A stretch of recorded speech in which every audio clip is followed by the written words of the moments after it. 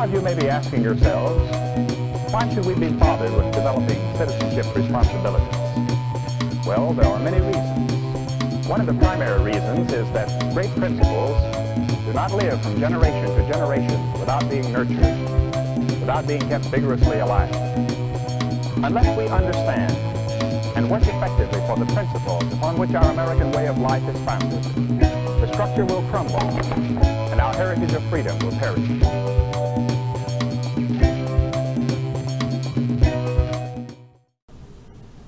Welcome to Scout Day with the Capitol. Today, you will get to know some of Georgia's state representatives and senators and learn more about your local government. All ranks can use this event as an opportunity to work on various adventures or merit badges. Visit atlantabsa.org/amazing activities to learn more. So let's get started and welcome our guests.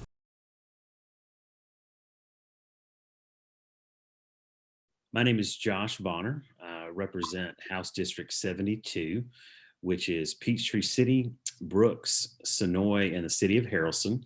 That's a portion of Fayette County and a portion of Coweta County.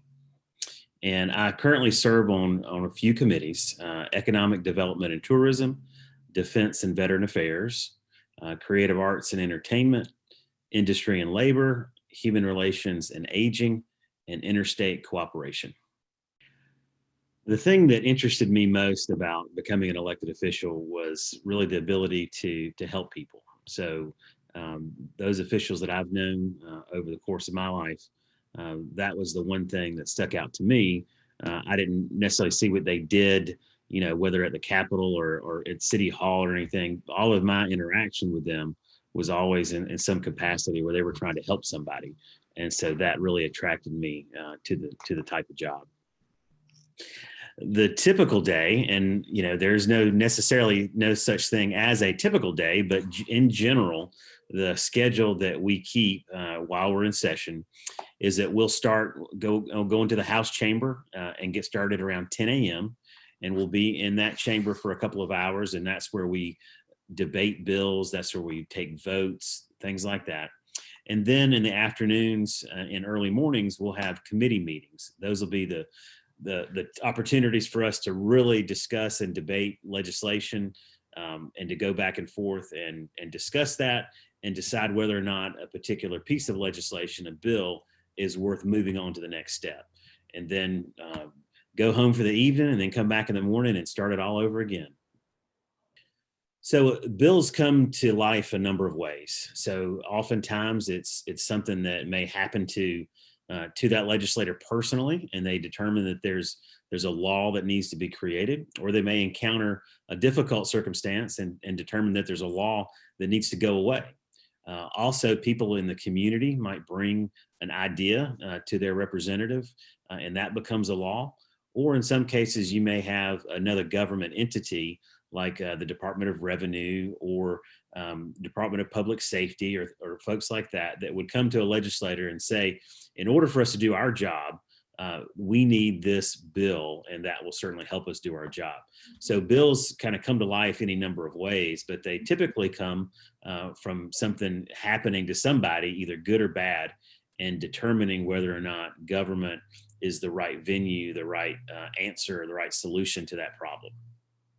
So I have several priorities for this legislative session. I'm working very closely with Governor Kemp and First Lady Marty Kemp on some bills that would prevent human trafficking.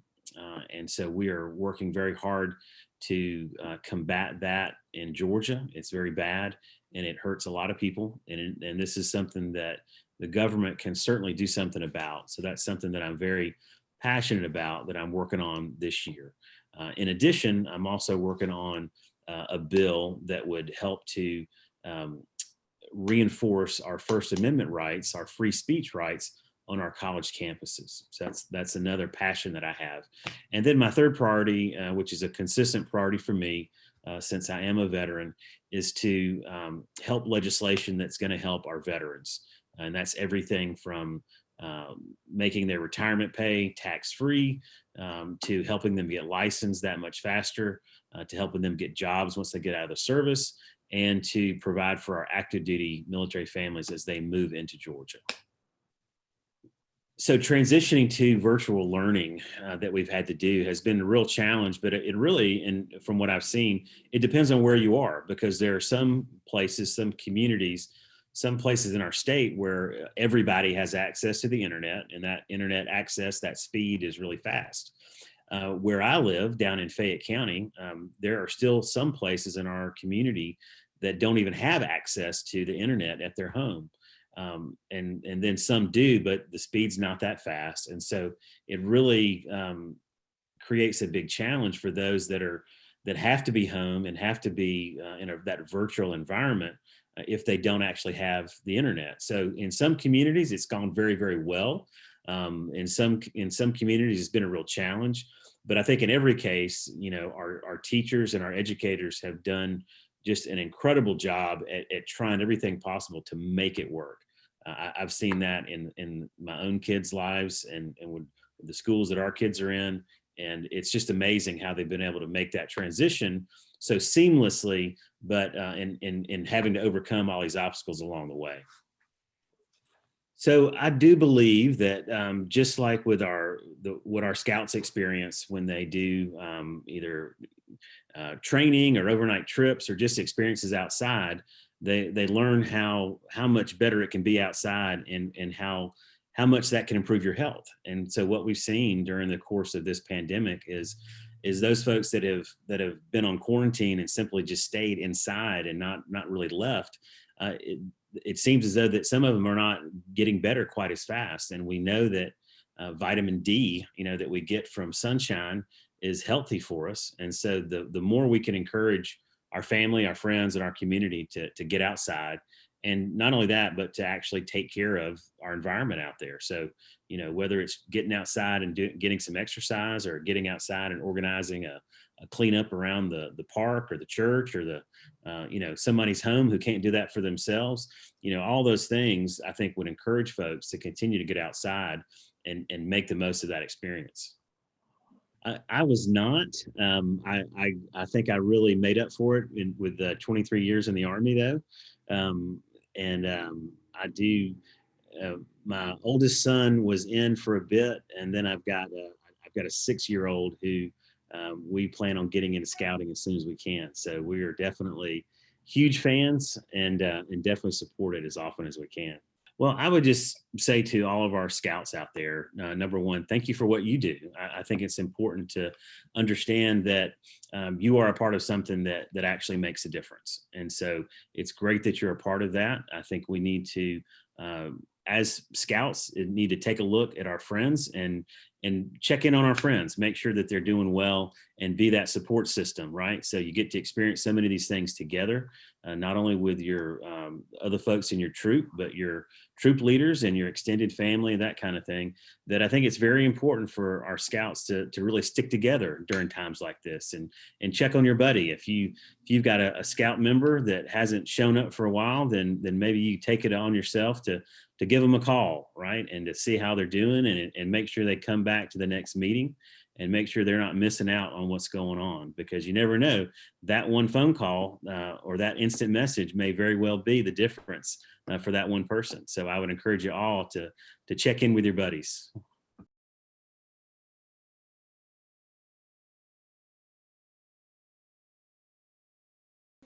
Hi, everyone. I'm Senator Kay Kirkpatrick, and I represent East Cobb and Sandy Springs. There are a lot of scout troops in my area, including my family's home troop, Troop 1011. And I serve currently on Health and Human Services, Insurance, and also I'm chairman of Veterans, Military, and Homeland Security. And I serve on the Judiciary Committee and on the Appropriations Healthcare Subcommittees.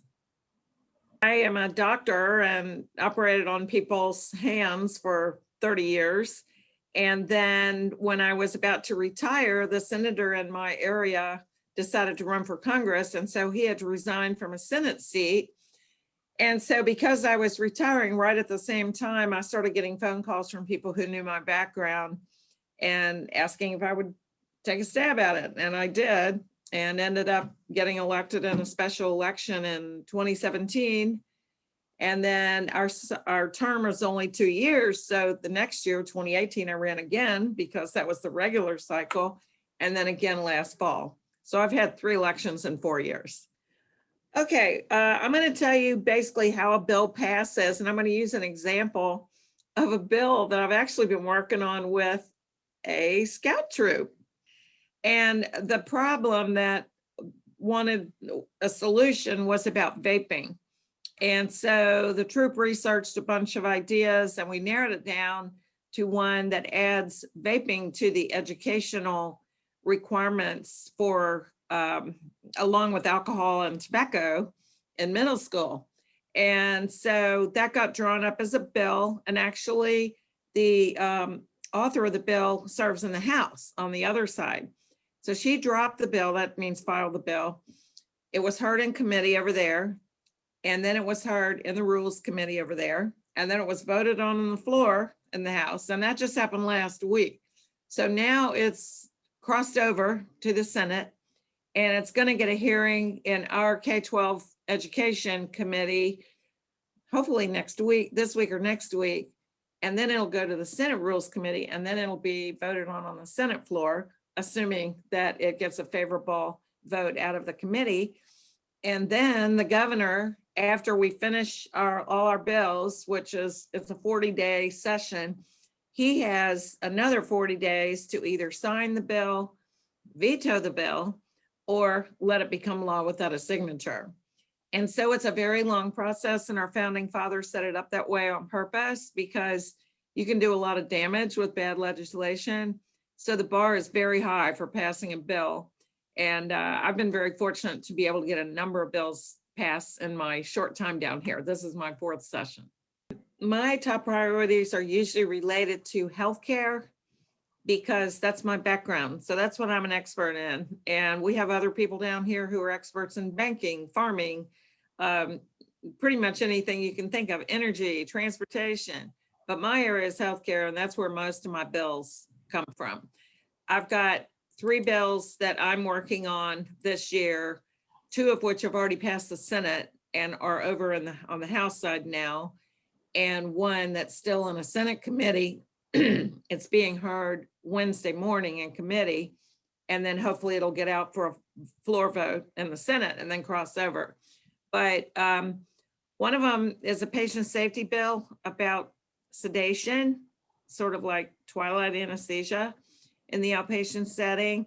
One is about something called patient brokering, and it's about the drug abuse treatment industry.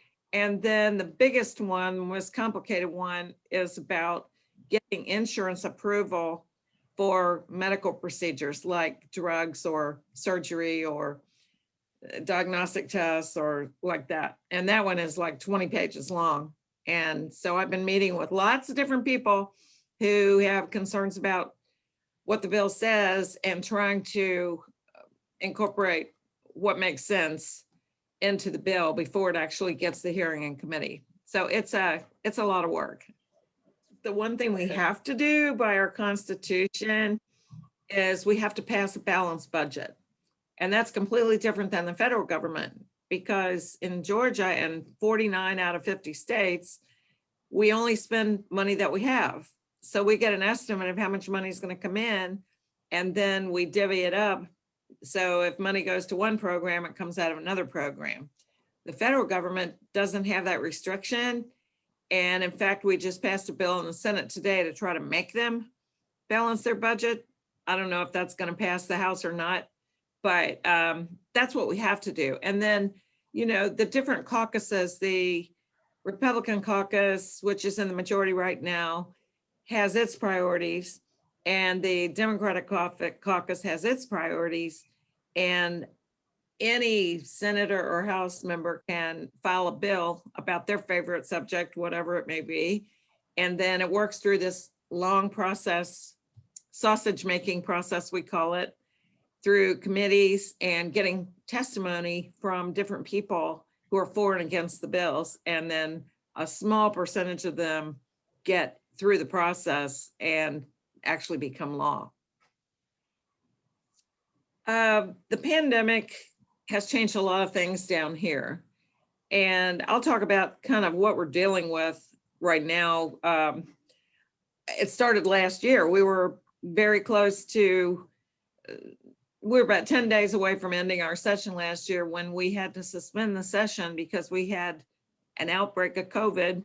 5 senators got COVID. I was one of them.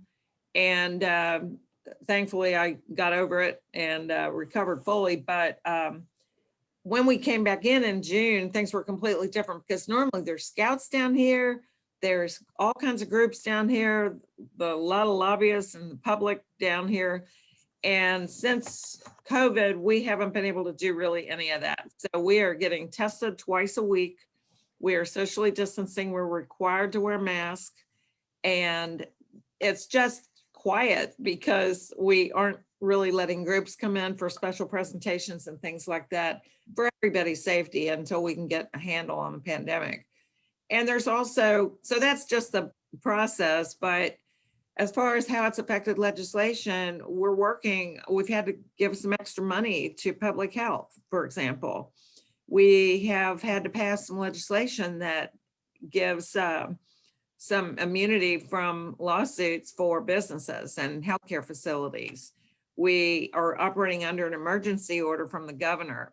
And so that has broadened his ability to do executive orders that, you know, instead of everything going through the legislature. So it's been a completely different landscape. The good news is our economy seems to be recovering and we seem to be starting to get a handle on controlling the virus. And so I think all of us are hopeful that by next year, we'll be able to welcome everybody back down here again. Let me just talk about the scouting program, the impact this had on me and my family. As I mentioned before, my son was in scouting all the way from Cub Scout through Eagle. My husband is an Eagle Scout. My daughter was a Venture Scout. And so we're big fans of scouting. Those skills that you learn as a scout, especially leadership skills, really are important. And I honestly think that that is a very important factor for schools, if you're applying to college, for employers. If you are an Eagle Scout, that says something about your commitment.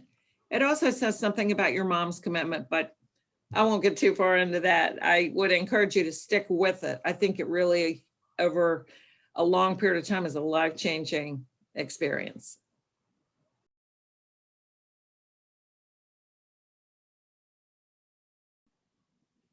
Okay, I'm State Representative Pedro Marin, and I represent House District 96, which is in Gwinnett County, representing part of the cities of Norcross and Duluth. I'm on 4 committees. I'm a ranking member on all 4 committees. I'm on Banks and Banking, Economic Development and Tourism, Industry and Labor, and Science and Technology. And I've always been a scout in my younger days and as an adult as well.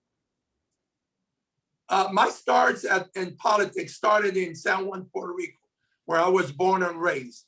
My grandfather and my grandmother were very in tune into the politics of Puerto Rico. So I started seeing the campaigning and the activism that it takes in the Puerto Rican politics. I even helped a candidate for the House in Puerto Rico to run his campaign. I was kind of a campaign manager for him, and he won, and he wanted to bring me to the state legislature in Puerto Rico, but I was working with Pepsi Cola at that time. So I was on the corporate side. So I decided to stay with Pepsi Cola at those times. Then I moved to Georgia back in 1995, moved as a corporate transfer. Back in 2001, Governor Roy Barnes appointed me to a commission on Hispanic affairs.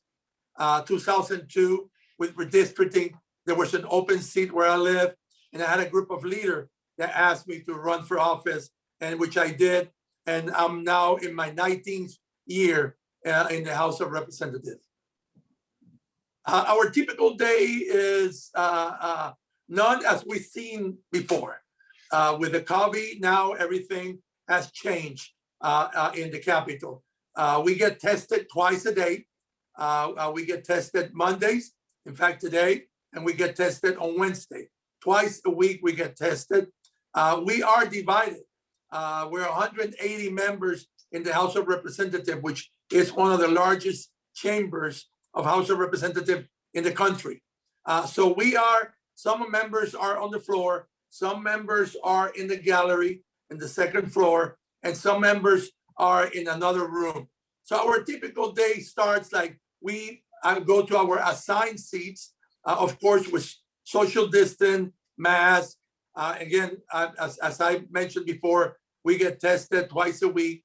And then we get in, we log in into our computers, we check in attendance, and then we hear the devotion of the day. Once we hear the devotion of the day, we do the Pledge of Allegiance, and then we go to read first bills and read second bills being read. So that's about the typical day in the morning. Once we do that, then we go into the House Rules calendar, which is the bills that we're going to be voting on. And then we go, yeah or nay on different bills.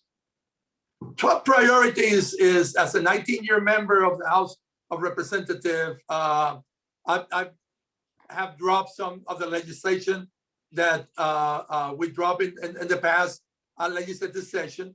But again, I think right now, the agenda for most of us is trying to secure our voting rights. We have seen a lot of bills trying to eliminate a lot of the voting rights that we had in the books. And so I think that's one of the areas that we're going to be focusing as a caucus, of course. And also Medicare expansion, the response to the COVID. And again, this is on unusual times, because you have to remember, last year, our session was cut short March 16th, and we all went home. And then we came back in June to pass the budget. So again, it's different. There's not many bills coming through the pipeline. But again, I think those are three areas that we have to be very aware of. Sure, my experience as a young scout was in the early ages as a Cub Scout. My dad was a scout as well.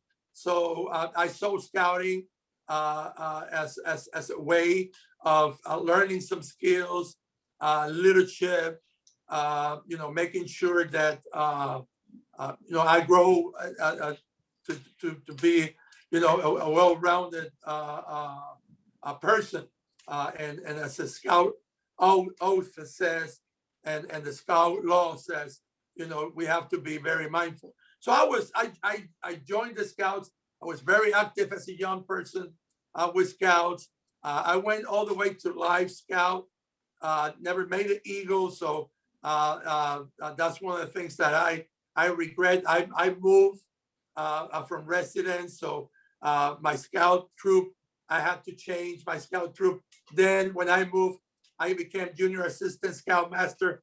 When I came into that troop, and then I didn't pursue the Eagle rank. So something that I regret, and something that I encourage everyone watching, that I became a dad. I became a dad, and and that time when my son Joel was growing up, we had the Tiger Cup. So he became a Tiger Cup, and what better for me to help the movement than to become a scout leader. So I was a den leader. I became a Cup master of Pack 9 in San Juan, Puerto Rico. And then when my son transitioned with the arrow light, and he became a scout, and then I transitioned from being in the Cub Scout to the Scouts. So I became also a Scoutmaster of Troop 9. And I have done a lot of leadership positions within the Scout movement. I'm a District Award of Merit, Scoutmaster Award, Top Master Award. I earned the Silver Beaver. I was honored by the Northeast Georgia Council several years ago to award the Silver Beaver. So again, I'm truly involved with the Scouting movement, and I truly enjoy it. To continue, trustworthy, loyal, helpful, friendly, courteous, kind, obedient, cheerful, thrifty, brave, and reverent. If we follow those 12 laws that the Scout movement has, I think you're going to become a great individual, a part of the community, and part of the progress of this great country. So again, I think, encourage the Scouts, not just to advance and learn and get involved and have your parents, because this is something that mom and dad has to be involved. And I wanted to acknowledge the Boy Scout movement into bringing girls into the movement. I think this is something that it has been very controversial. So, but I think it's great as long as we teach the proper things that Scout brings to each individual. So again, I'm really excited about the Scout movement and where it's going.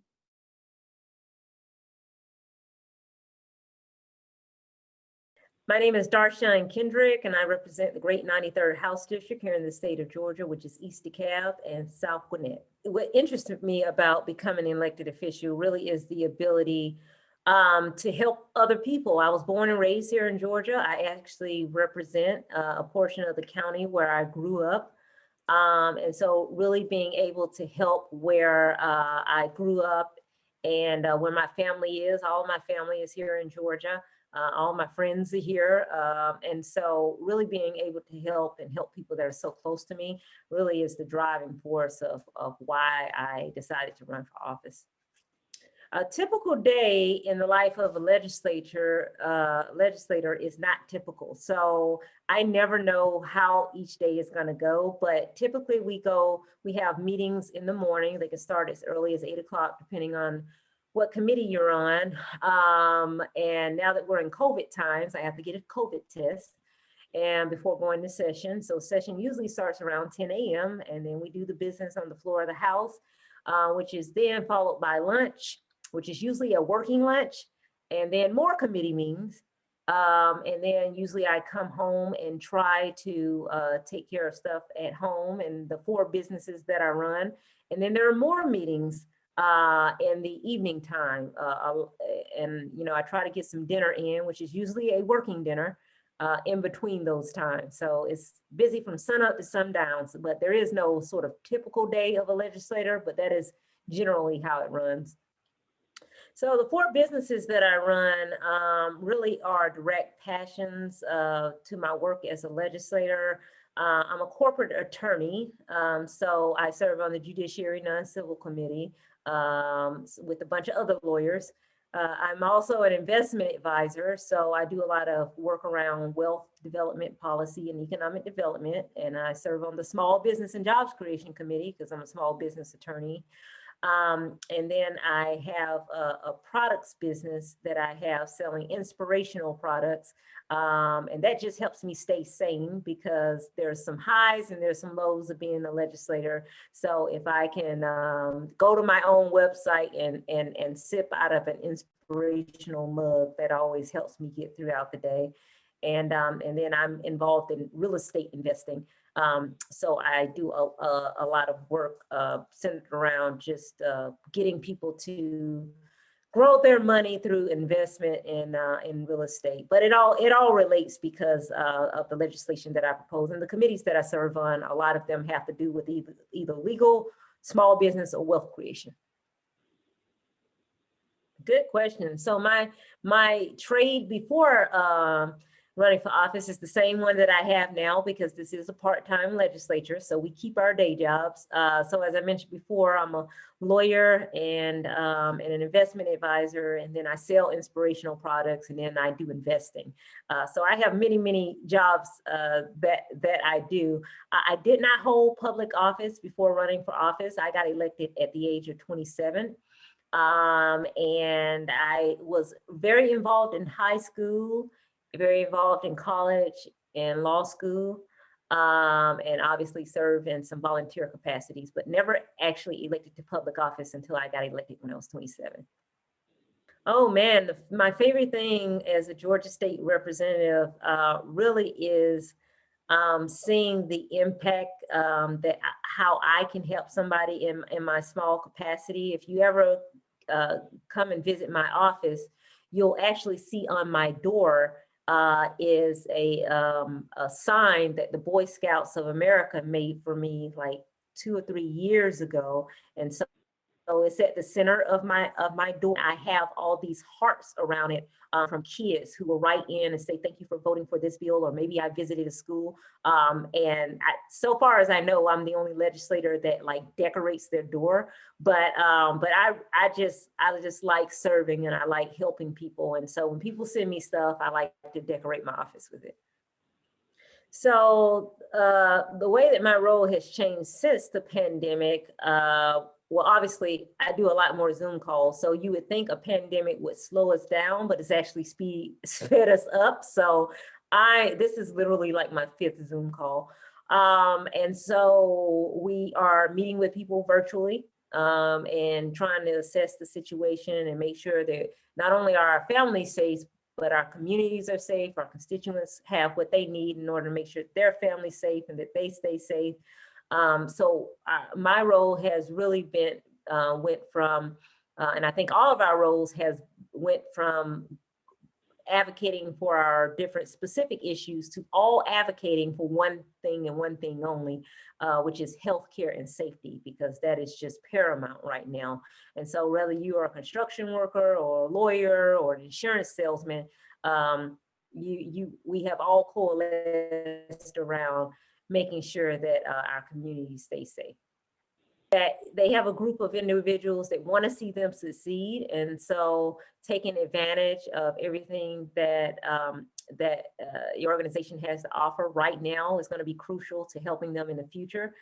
They should also make friends with people that are around them, because the world is small and they're going to need those relationships, but really just to absorb as much as they can so that they can, go on and realize their dreams and just take advantage of everything that is offered to them right now.